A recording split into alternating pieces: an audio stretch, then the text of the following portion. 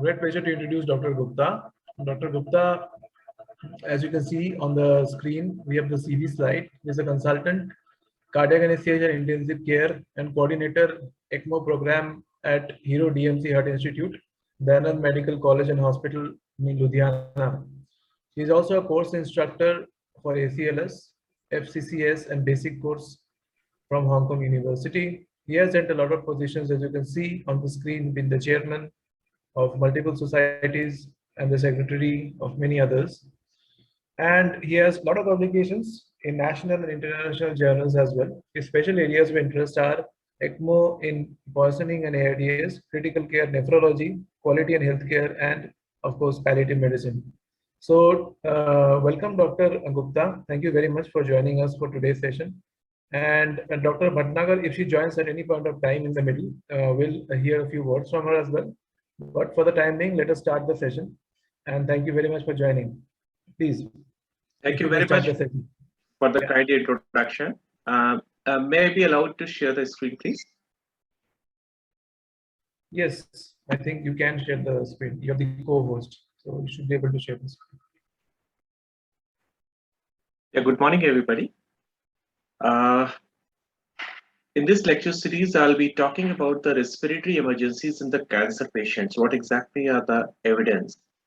So if we talk about the respiratory emergencies, acute respiratory failure is one of the most common cause for which patient presents to the emergency department or to the intensive care unit. And once these patients reach on the mechanical ventilation due to the progression of disease or deterioration of the condition, then the chances of survival are definitely goes down drastically.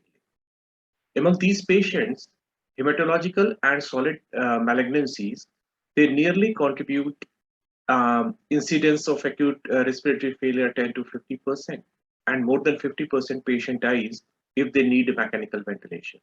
But in the recent years, there are improved survival due to several reasons if the patient has been put on mechanical ventilation because of a better integration between the oncologist and the intensivist, better early decision making about the initiation of mechanical ventilation, and the advanced modes of the mechanical ventilation.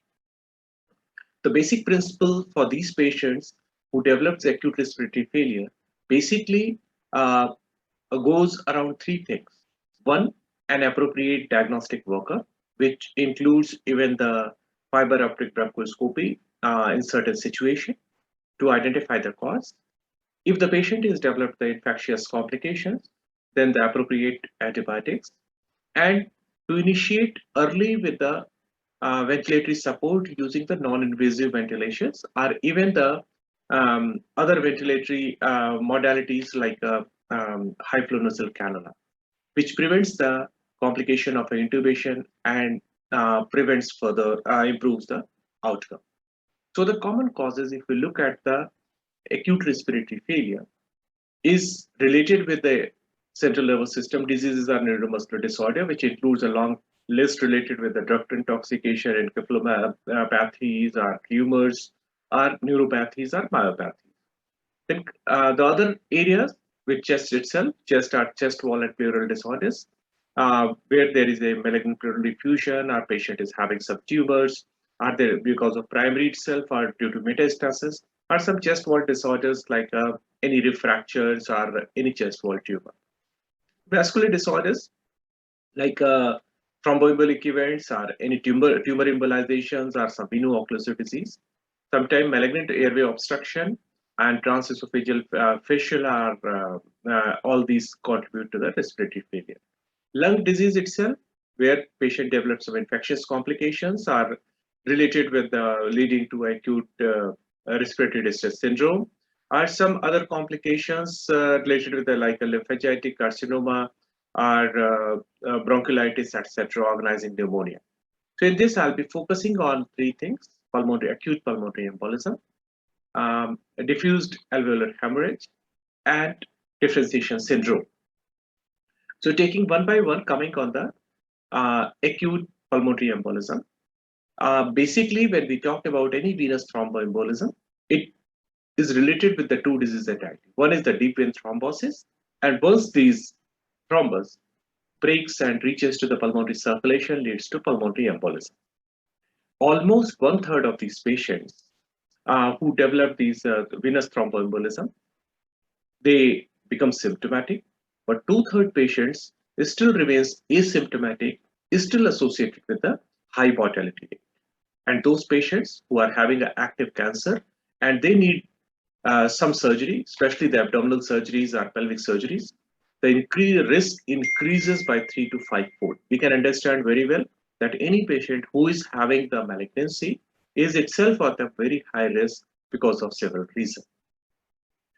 And this high risk is affected by several other factors like the age of the patient, obesity, duration of a surgery, because long surgeries induces more risk, long duration of recovery, so patient remain immobilized, and other systematic therapies are in need of radiotherapy. The incidence of pulmonary embolism is basically affected by the type of cancer and at what stage the cancer is, what chemotherapies have been used and for how long, and what was the response to the therapy. And those patients who have a tumor lysis syndrome, they are at a more risk.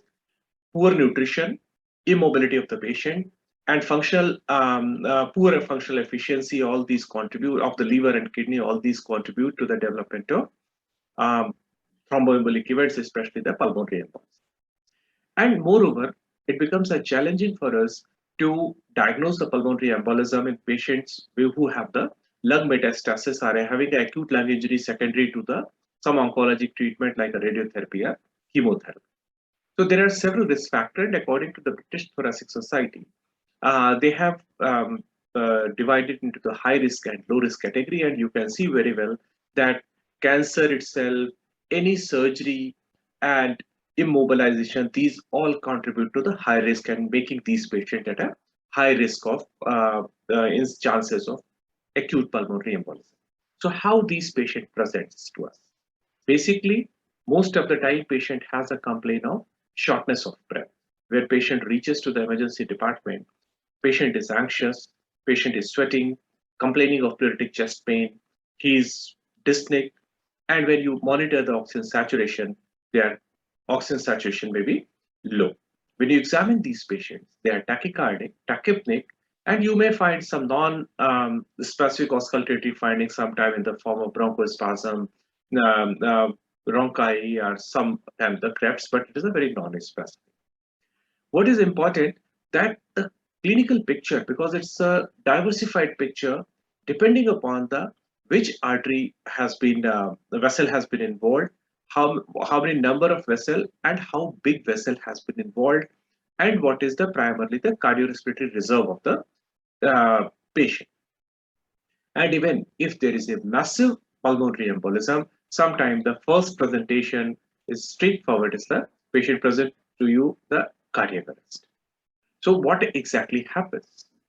Basically, the moment there is a clot in the right atria followed by right ventricle, it has reached to the right-sided circulation.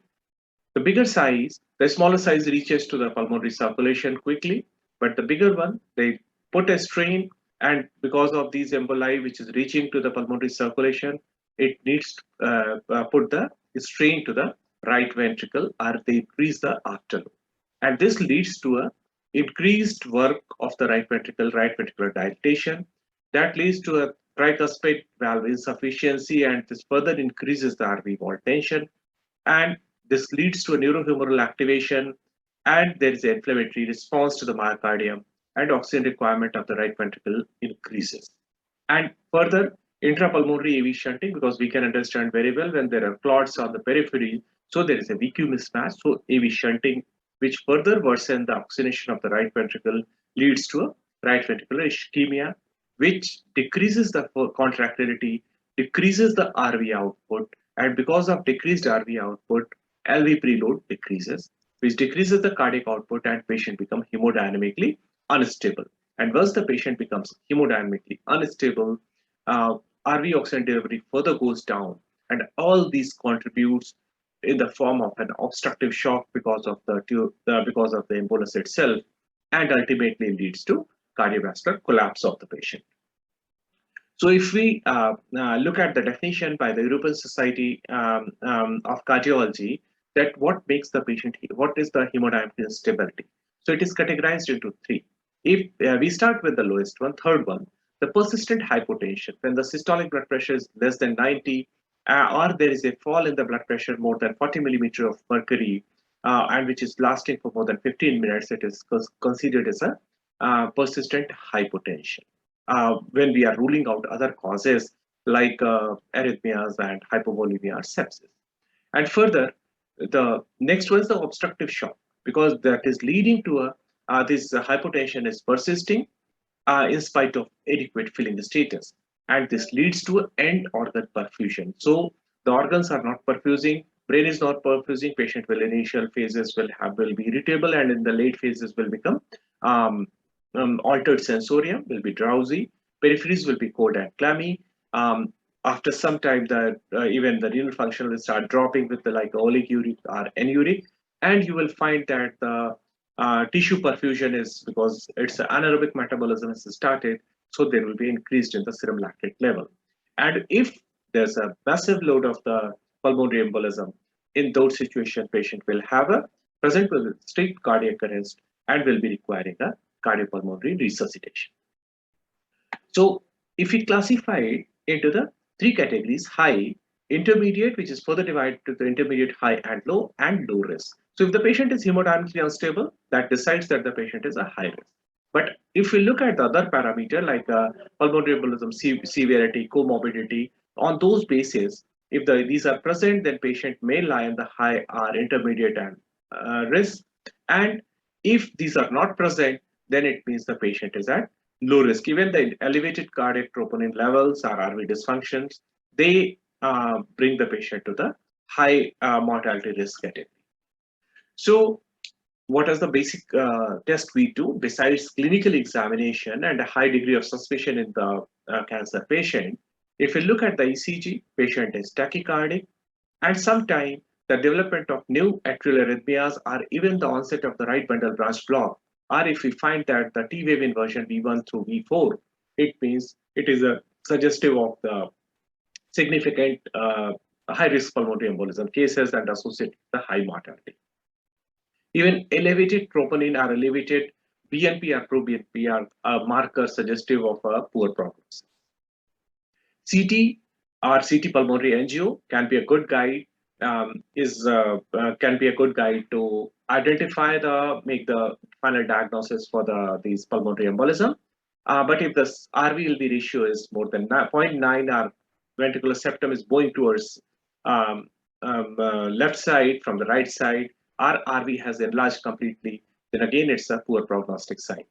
Echo, it's a quick bedside evaluation where you can identify sometime even the embolus, sometime you can see the RV dilatation, RV dysfunction, free wall hypokinesia with the apical sparing, that's called as Cornell sign, is again a poor prognostic sign.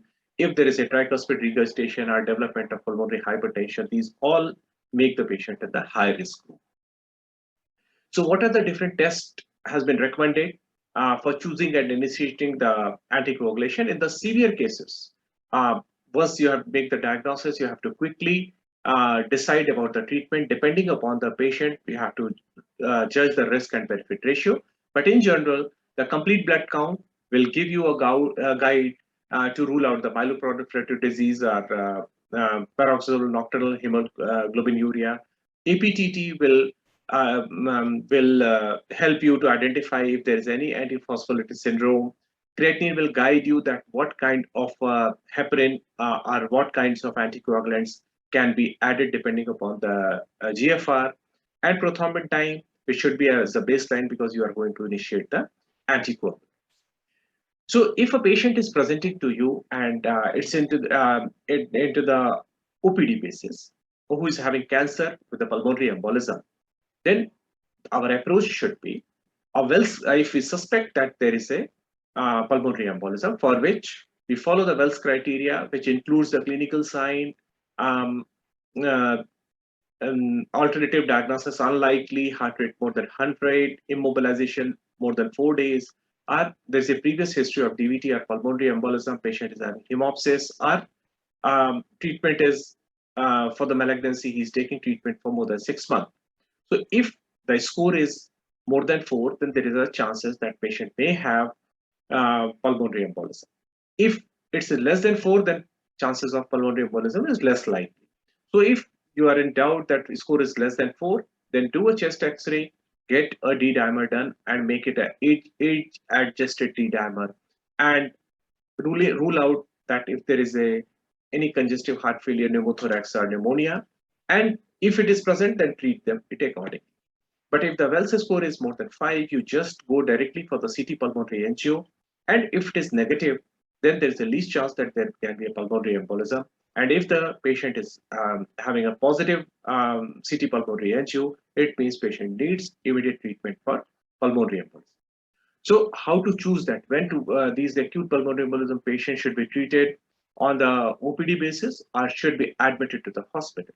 So according to the American College of Chest Physician guidelines, if the patient is clinically stable and is having a good cardiopulmonary reserve, may be treated with the outpatient basis. Patient who has no contraindication, such as recent bleeding, or not having a liver disease, or not having a severe thrombocytopenia, patient do not have any right ventricular dysfunctions or any right heart strain pattern, biomarkers are negative, and patient, this most important thing, patient is expected to compliant with the treatment, and patient feel well enough to be treated at home. And most important, if the patient embolic severity score is less than 85, in those conditions, we can consider for a treatment on the OPD basis. So this makes this scoring system, pulmonary embolism severity index, age, sex, heart failure, chronic lung disease, arterial oxygen saturation, heart rate, respiratory rate, temperature, systolic blood pressure, and altered mental stresses. When we calculate it, so we divide it into the 4 categories. The very low risk categories, when it is less than 65, low risk category 62 to 6 to 85. And here the chances of mortality is very less, so we can offer them an outpatient treatment. But if the patient is falling in the intermediate category, high risk or very high risk category, these patients should be immediately admitted and should be treated in the hospital. So there's quickly suspected pulmonary embolism, chest X-ray and ECG. Once you assess the clinically likelihood and consider the setting, OPD for low risk patients, in patients for high clinical suspicion, you get a chest CT. If it is positive, you have to treat for pulmonary embolism. So what are the management you need in the intensive care unit or in the emergency department? The most important immediate management is the hemodynamic and respiratory support. These patients, because they are having a low oxygen saturation, they need immediate oxygen, and sometimes that's not sufficient, and you need to support with them with the HFNC or non-invasive. And if not maintaining and they have a more work of breathing, then may need an invasive mechanical ventilation. Then hemodynamic support with the pharmacological management of acute right heart failure. First of all, you have to ensure that there is an optimal volume status of the patient, but any fluid loading should be done cautiously. With the saline or ringer lactate, should be less than 500 ml over a period of 15 to 30 minutes. And make sure that before doing administering fluid, you make sure that the CVP is normal or it's a low CVP, which is suggestive of hypovolemia. Because if you do too much of volume loading over distension, it increases the RV pressure further and can lead to a decrease in the cardiac output further. Then if patient is still hemodynamically unstable, we have to start with the vasoactive substances like the norepinephrine, which increases the RV inotropy and helps in improving the systemic blood pressure and positive ventricular interaction and restore the coronary perfusion by improving the blood pressure. But remember, a very high dose will lead to a excessive vasoconstriction. Dobutamine in certain cases where you need to increase the RV inotropy, and if the filling pressures are very high, it will help to reduce the filling pressure. But again, a word of caution that if the blood pressure is less than 90, then it is best to avoid the dobutamine infusion. And it is an arrhythmogenic drug, so it can precipitate arrhythmia if used in the high doses. Mechanical circulatory support in the form of VA ECMO has been used in cases where the patient survival option is good, patient is not having a terminal uh, uh, malignancies, and it is a short-term support where we support the heart in cases of cardiovascular collapse by supporting the cardiac output. But this should be supported only when we are planning for any surgical intervention for removing these massive pulmonary embolism thrombus, massive emboli, or we want to do any catheter intervention, because this is the temporary measure and it does not treat of its own, but it is just supporting the heart for a few days, maybe 5 to 10 days. But we should keep in mind that there is a more risk of bleeding because we in these patients, and there is a risk of infection because these patients are prone for infection. If not contraindicated, then we should choose a thrombolytic regime in cases of high risk patient. But before that, we should remember that patient should not have a CNS neoplasm. Others are not contraindicated if there is no bleeding diathesis or there is no active bleeding. Tissue plasminogen activator, streptokinase or urokinase can be used in the given doses. Anticoagulation, again, as per the European Society of Cardiology guideline, low molecular weight is preferred over the unfractionated heparin in the intermediate and low risk cases. However, in the high risk cases, it is preferable to use the unfractionated heparin in the initial phases, and then the therapy can be switched over to the low molecular heparin. IVC filter, it does not have much role, but it is very important to place the IVC filter if the anticoagulation is contraindicated. If you, because of some reason we are not able to give anticoagulant, then in those situations we should place the IVC filter temporarily. So in the acute phases, the recommended these guidelines says that anticoagulation with unfractionated heparin on a weight-adjusted bolus injection be initiated without delay in patient with a high risk, and it has been given a class 1C recommendation. Systemic thrombolysis is recommended for high-risk pulmonary embolism if not contraindicated. Surgical pulmonary embolectomy is recommended for patient with a high-risk PE where the thrombolysis is contraindicated or has failed. Again, it is the class 1C recommendation. Then percutaneous catheter-directed treatment should be considered a patient with a high-risk pulmonary embolism where again thrombolysis is contraindicated or failed. This has been given a 2AC recommendation. It is not as strong as the previous one. Norepinephrine and dobutamine should be considered in the patient who have a high-risk PE with a hemodynamic instability. And ECMO may be considered in combination with a surgical embolectomy or catheter-directed treatment in patient with a pulmonary embolism and refractory circulatory collapse or cardiac arrest, though it has been kept in the 2BC recommendation. So again, the low grade because only few centers do these kind of procedures. Again, the anticoagulation in cases of active cancer, long-term regimes. For patient with a pulmonary embolism and cancer, weight-adjusted low molecular weight heparin should be considered for first 6 months over the vitamin K antagonist. Again, it's a class 2A recommendation. Edoxaban should be considered as an alternative except in patient with a gastrointestinal cancer. Again, rivaroxaban should be considered as an alternative to a low molecular weight heparin, again in the patient who are not having a gastrointestinal cancer, because there is a more risk of bleeding and more risk of chances of mortality associated with these drugs in these patients. Again, for how long it has to be continued, extended anticoagulation should be considered beyond 6 months for an indefinite period until the cancer is cured. Again, it's a 2A recommendation. And in patient with a cancer managing incidental pulmonary embolism, it should be treated in the same manner. Even patient has not presented, it is an incidental pulmonary embolism. Even patient is not having symptoms. Again, it's a 2A recommendation to treat this, because again, the mortality is equally high as in cases of symptomatic pulmonary embolism. The similar guidelines has been published in 2021 by American Society of Hematology, although they have not recommended unfractionated heparin. They have recommended the low molecular weight heparin, but considering high risk, probably unfractionated heparin seems to be a better choice. So to conclude this part of my talk, Risk of pulmonary embolism is high in the patient who are having advanced chronic disease, especially like malignancies. Most patients with cancer have the blood coagulation test abnormality indicative of upregulation of the coagulation cascade, increased platelet activation and aggregation. Thromboembolism is common in patients with any cancer, and incidence increases if they undergo surgery, chemotherapy, radiotherapy, and if there is a progression of the disease. Manifestation ranges from small asymptomatic to the life-threatening cardiovascular collapse when there is a central pulmonary embolism with maybe hypotension, cardiogenic shock. Diagnostic algorithm utilizes various non-invasive techniques to determine the pretest probability of pulmonary embolism, including a D-dimer assay, X-ray chest, ECG, and CT scan.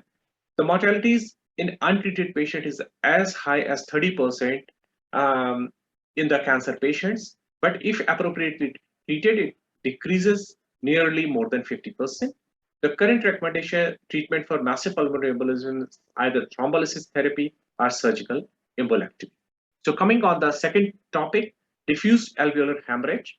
It is basically a clinico-pathological syndrome of pulmonary hemorrhage, which can originate either from the pulmonary microcirculation, alveolar capillary arterioles, or the venules. This puts the life-threatening condition to a patient because there can be a hemopsis, anemia, diffuse lung infiltration, and there will be acute respiratory failure because of poor gas exchange and hypoxemia. It is very important that in the early phases, a high degree of suspicion is kept in mind for a prompt diagnosis, because the mortality and morbidity is very high in spite of advancement in the identification and management of these patients' accuracy. So why this develops, this diffuse alveolar hemorrhage? There are three characteristic patterns which has been defined, including this is associated with the vasculitis or capillaritis, which is commonly seen in these vasculitis disease patients.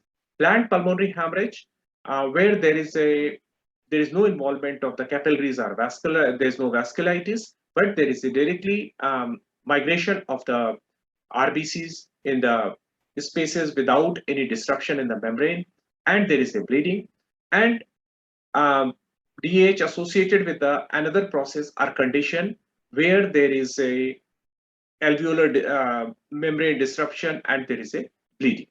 So if you look at the causes in three groups, the first group with the capillaritis includes all these venous granulomatosis, microangiopathic polyangiitis, secondary vasculitis, Gould-Pasha syndrome, and those which are having a secondary vasculitis in the autoimmune diseases, rheumatoid arthritis, and those patients who are having this because of diffuse alveolar damage, pulmonary embolism, sarcoidosis, malignant condition like a pulmonary angiosarcoma, other sarcomas, all these leads to a third category, and which is one of the common causes in the malignancy patient.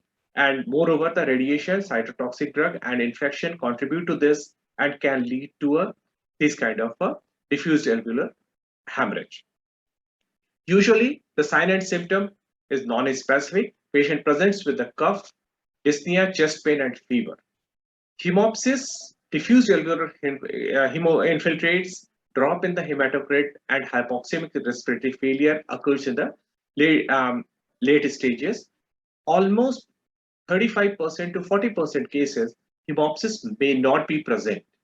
So this may not be the presenting feature so many times, and you will be surprised that there is a drop in the hematocrit without knowing that there is any bleeding without finding any bleeding in the body. It may be present as acute, subacute, or even the repetitive patterns can have with a variable severity. And presentations are categorized with the systemic involvement or without systemic involvement.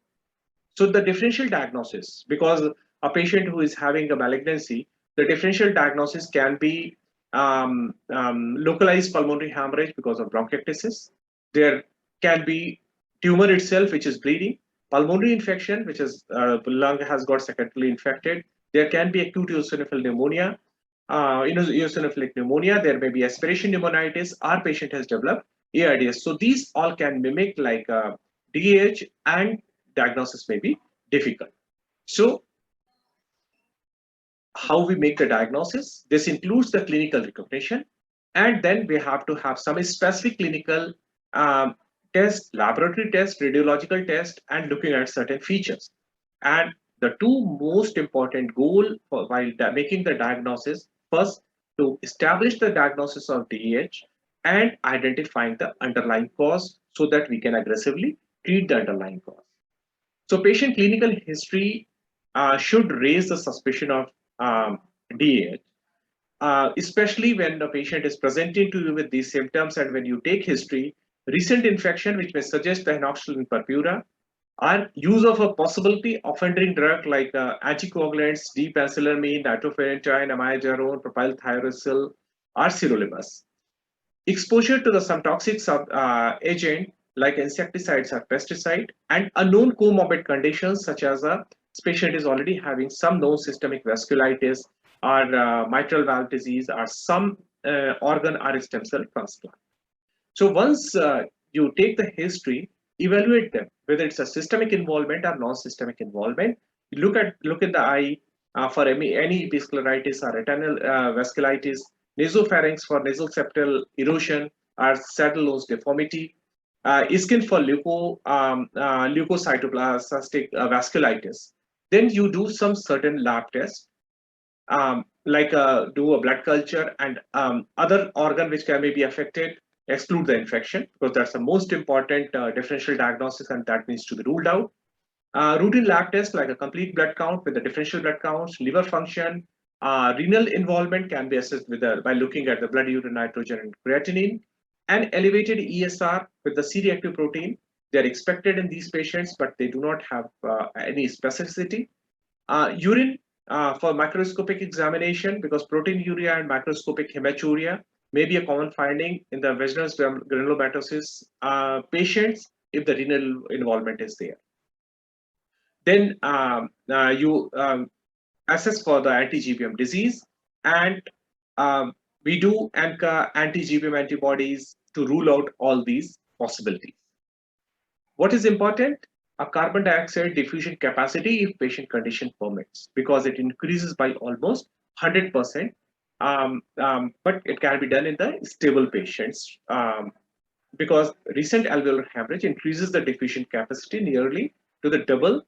But one should remember that where this has occurred more, this hemorrhage has occurred more than 48 hours, then the chances of positive test is unlikely. Then we do an X-ray test and CT scan which show the abnormality in the absence of, if there is no clinical significant symptom in these patients, but most of the time these are non-specific changes. X-ray will show patchy or diffused alveolar opacities. Recurrent episodes will show interstitial opacities due to a pulmonary fibrosis, which will mimic like honeycombing, like a bronchiectasis. Computed tomography will show area of consolidation with the area of ground glass attenuation and certain preserved normal areas. Cavities, nodules, and diffuse ground glass opacity will give a suspicion for the vasculitis. And there may be a lymphadenopathy. If it is present, then it is suggestive of infection or presence of malignancy. You can see on this X-ray that there is a diffused changes, and even on the CT scan, you can see the ground glass opacity on this side. Serial bronchoscopy can help to make the diagnosis, first the diagnosis itself, and will exclude the infection as well. We do a bronchoscopy, a rising RBC count in the sequential bronchoalveolar lavage, if the area of interest in the particular zone will be diagnostic for DH. And even the hemosiderin-laden macrophages, they can be, if they are more than 20 per 100 cells, then that is a diagnostic of DAH. And the Bali specimen should always be sent for the bacterial, fungal, and other cultures, including the Pneumocystis caerulei, to rule out any infection. And this can be, you can see this, the serial increase in the change of color, and if you count, the RBC will be higher in the serial the samples. So patient presenting with the hemopsis, alveolar infiltrate, or anemia, Fiber optic bronchoscopy, get the ball, cultures, and confirm DH, rule out any infection and malignancy. Um, Bronchoscopy will then, once the diagnosis is proven, start the treatment. You have the history of the rheumatological sign and symptom. You send all these tests. If it is undiagnosed, send the skin sinus or renal biopsy or surgical lung biopsy and make the diagnosis and start treatment. But make sure that you are excluding the offending drug. If there is a history of congestive heart failure, mitral valve disease, in those conditions, this has to be treated. And if there is a history of lung or bone marrow transplant, again, you can make the diagnosis. So the therapy remains supportive and treating both the autoimmune destruction of the alveolar capillary membrane and underlying condition. Corticosteroids and immunosuppressive therapies are the mainstay of the treatment. And recombinant human activation human factor 7 seems to be a promising new therapy, but further evaluation is needed. Focus of emergent treatment includes the management of hypoxemia because they present with acute respiratory failure. Therapy is directed towards the underlying cause. Respiratory support with the supplemental oxygen is started again with the high flow oxygen, nasal cannula, non-invasive ventilation.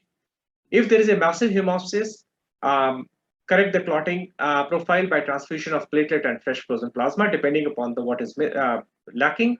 The bleeding could be stopped by bronchoscopy with the minimal invasive methods. CT bronchial angiogram should be performed so that we can do a coil glue or coil form embolization in these patients so that the hemoptysis can be reduced.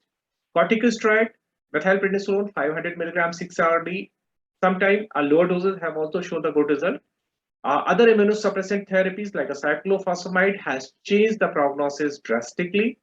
As other drugs, azathioprine, methotrexate has also been used along with the corticosteroid. Plasmapheresis in those cases where there is a vasculitis and immunoglobulins and immune complex levels are very high. Therapy is often divided into the remission and induction phase and maintenance phase. Maintenance phase, we reduce the drugs, less intensive therapy so that we reduce the risk of adverse medication related event. Rituximab, again, monoclonal antibody has been successfully used to reduce the B lymphocyte population, and it was found more effective for inducing remission for the relapsing cases. Recombinant factor 7 in cases of massive hemoptysis. Even nebulization of tranexamic acid has been shown the useful in cases of hemoptysis. A case series has been reported. However, we need more data for the successful use of these antifibrinolytic activity of the drug. The severity of vasculitis can be a limited one, or early generalized, or active generalized, severe or refractory, and the choice of therapy can be done accordingly as per the European vasculitis guidelines. So, corticosteroid alone has improved the survival. However, adding the cyclosporin has improved the 5-year survival nearly 88%. So to conclude, although this can be DH can be because of various causes, it may pose a challenge to the patient who are having malignancy. Clinical presentations or X-ray findings are non-specific. The confirmed diagnosis can be done with the bronchoalveolar lavage, and routine laboratory test and other will help you to make the diagnosis. And treating with the corticosteroid and cyclophosphamide can have a good results. Coming on the third topic of differentiation syndrome, this is basically while treating the acute promyelolytic leukemia with agents which are capable of differentiation of the leukemic cells can be complicated by a peculiar syndrome which is named as a differentiation syndrome. This was first diagnosed in 1992 by Frankel et al., who called it as retinoic acid syndrome, as all trans retinoic acid was the first agents to be involved in the developing this complication. Further, it was called as differentiation syndrome. It basically involves both cardiac and respiratory system and leads to a respiratory distress and can pose a life-threatening challenges and presenting these patients to the emergency or ICU, leading to a high risk of morbidity and mortality. Early diagnosis and immediate therapeutic intervention reduces the chances of death, and induction treatment with ETRA and ATO, either as a single agent or in combination, can induce the DS in nearly 2 to 31% patients of APL. So what exactly happens? Basically, when a patient is exposed to the atria and ATO, it causes the generation of the inflammatory cytokines and adhesions molecules with the consequent extravasation into the tissue from the blood. And this increased cytokine and adhesion molecule level also has been shown in the liver, heart, and spleen. And these induces the inflammatory reactions, and this all leads to a differentiation syndrome. Basically, if you look at this, the various markers which has been shown, interleukin 1, 6, 8, and TNF alpha, this leads to a systemic inflammatory response and is the cause of fever, tachycardia, vascular permeability. Release of cathepsin G, which increases the vascular permeability and increases the endothelial damage. Increased adhesion to the blast cell, which leads to a leukostasis, endothelial damage, and organ infiltration. All these leads to a vascular increase in the vascular permeability, which leads to a fluid shift and weight gain, effusion, pulmonary edema, and distributed shock situation. And endothelial damage leads to organ hypoperfusion, ischemia, and finally leads to a multi-organ failure and death. So to diagnose it, the feature includes the high-grade fever, weight gain more than 5 kg, hypotension, dyspnea. You will find a opacity on the X-ray chest, and pericardial and pleural effusion, and there is a acute renal failure. So we grade it in the severe, moderate, and indeterminate. If 3 features are present, it is considered as a moderate. If more than 4 features are present, it is considered as severe. So these all are the features: elevated WBC counts, dyspnea, respiratory distress, pulmonary edema, pulmonary infiltrate, hepatotoxicity, acute renal failure, congestive heart failure. So fever, respiratory failure, and fluid retention, including the weight gain, is occur practically in the more than 80% of cases. Other features are ranges like a pleural effusion, pericardial effusion in nearly 30 to 40% patients, bone pain, hypotension in nearly 15 to 20% of cases. And we make the diagnosis when 3 or more signs and symptoms are present. And if more than 4 are present, then it is considered as severe. It is distinguished from the other clinical condition which may occur in cases of acute leukemia, like a patient is having a pulmonary infection, leukostasis, or patient is having cardiac failure. So usually if we look at the X-ray, cardiomegaly, widening of the vascular pedicles with increased pulmonary blood volume, peribronchial cough, ground glass opacity, septal line, and pleural effusion. Again, these findings are similar of congestive heart failure with the pulmonary edema, but they could also be probably produced by leukemic lung infiltration and endothelial leakage. ARDS, that diffused alveolar hemorrhage and massive intra-alveolar hemorrhage and due to the endothelial damage, including the intra-alveolar edema, all these can be a finding. CT scan, where we can find the peripheral nodules, reticulars, and ground glass opacity with the pleural effusion. In milder cases of the differential syndrome, they are restricted to the lower lobes, while the severe cases, lesion becomes uniformly spread across the lung with no differentiation within the peripheral or central region. So this is one analysis of the 739 patients with who has been treated with the ETRA plus idrabicine in the 2 consecutive trial. Almost 24% patient developed the differentiation syndrome, 50% were the severe form, and 50% with the moderate form. Severe form was associated with the high mortality, and what they found at a bimodal incidence of the differentiation syndrome peak on the 1st week and 3rd week of starting the ETRA therapy. A multivariate analysis showed that higher WBC counts and abnormal serum creatinine increased with the risk of developing severe differentiation syndrome. And on this basis of these PETMA trials, this algorithm for the management of these suspicion of differentiation syndrome was done. When there is a more than one sign is present, it should be treated with the dexamethasone 10 mg per meter square 12 hourly. And if there is no response, then we need to stop the ETRA or ATO. And if the response is there, then we can continue with the ETRA or ATO.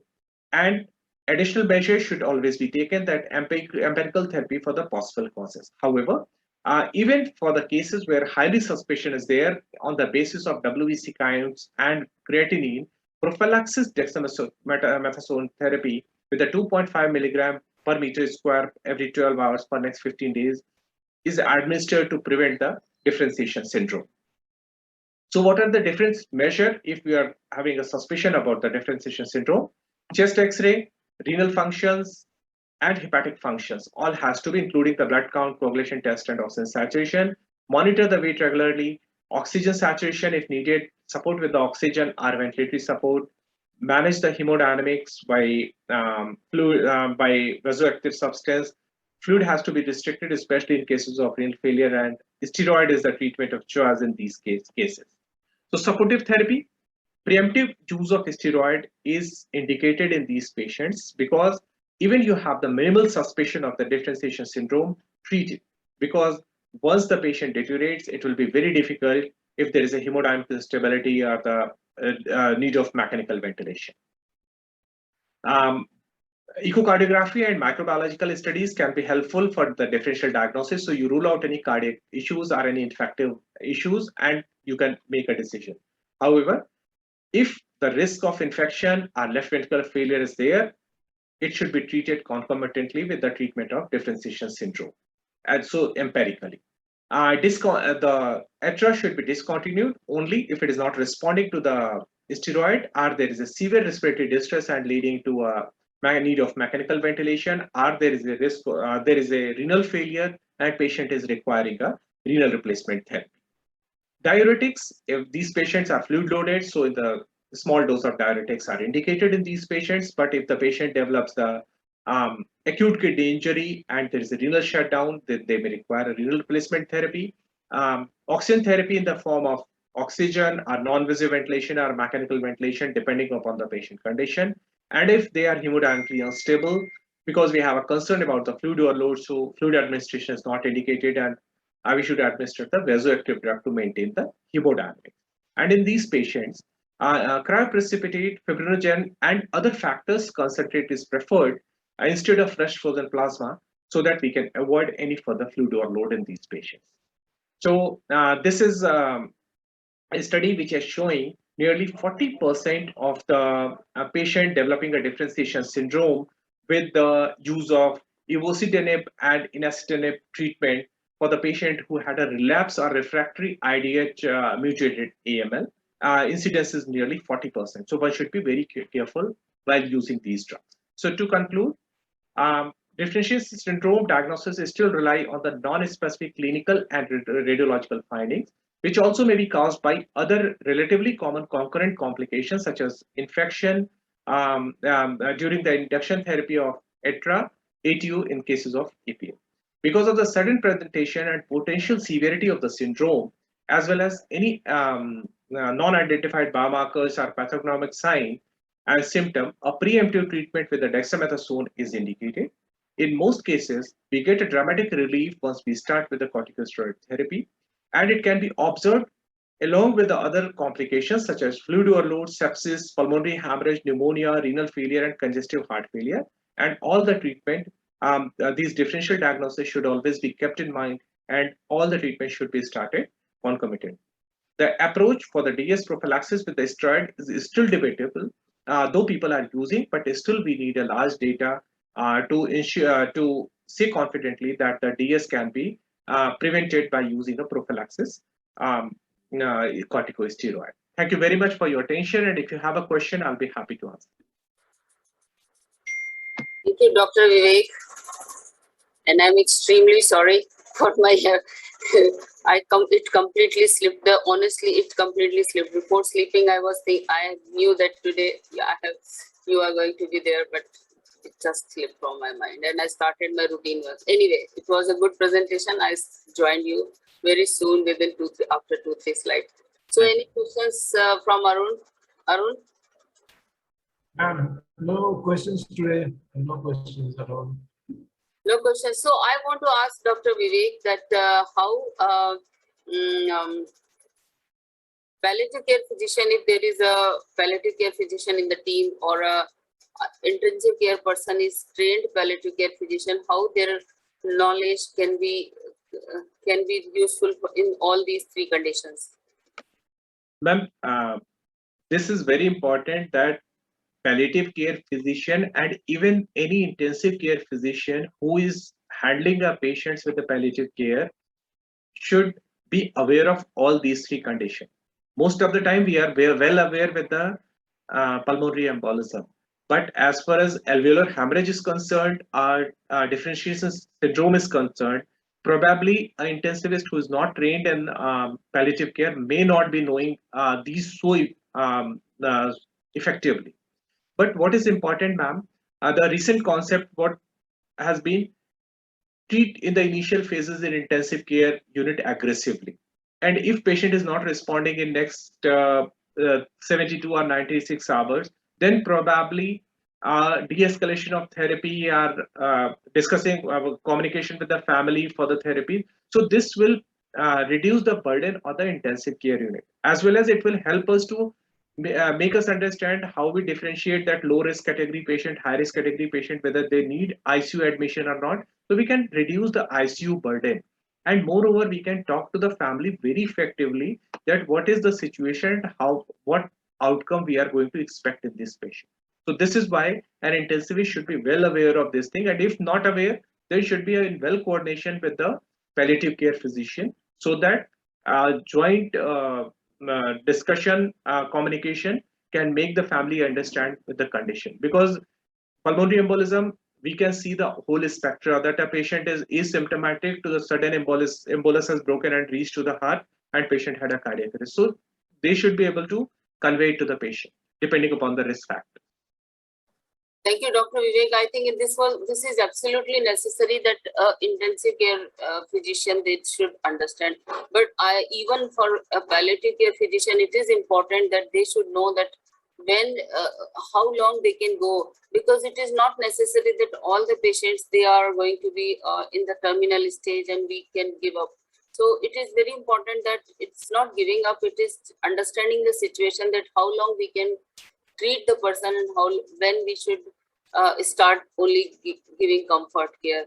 So it is important for both the people that they should know all about all these conditions. And you have explained it so beautifully well, and everything was clear. I hope that all the palliative care physicians, especially the young palliative care physician, I can see so many of my residents, they have joined. They must have learned new things, because, you know, we see all these patients, but minutely understanding the nitty-gritty of the situation, I think it was an important topic, and you have done it really well. So Arun, do you have any other comments? Arun is our, I just want to say one thing about before Arun starts. I know Dr. Vivek since last many years, and Dr. Vivek's site is one of our very active site where they are developing palliative care they are trying to integrate concepts of palliative care in the continuum of care in a big way. And all the people that like Kunal, Vivek, and the other doctors, even the Kiran has joined, our DM student has joined recently. I think they all three plus other team members, they must have developed a team.